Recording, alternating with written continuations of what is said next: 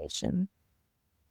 And, I think without WWD, in some ways, I feel like there would be no way to know,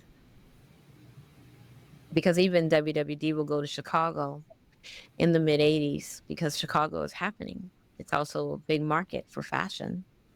And they're looking at the markets, right? And so Chicago, Atlanta, Detroit, and they take an understanding of who's in Chicago. Who's making statements in Chicago? Well, there are a lot of designers there, just as there would be in LA, at the same time. So I think for Black in fashion, it does that thing that I sort of always wanted to have. I need a breadth of knowledge. I want to know who was around. Right. And it tells me that I can, if I want to, be a part of something like that fashion, because, fashion is it's great actually if you want to engage, you know. Mhm.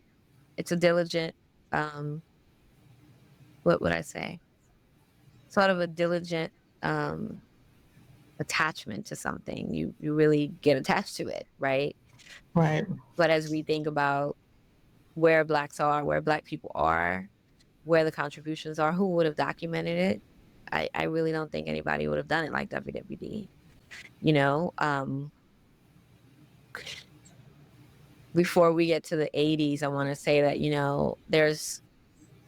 and I don't know if a lot of people know who this lady is, either Ola Hudson, who is mother of Guns N' Roses guitarist Oh Slash. yeah. Slash, yeah. But she Yes, yes, yes. she was Yes. dressing all the rock stars, including the Pointer Sisters, who were like her client.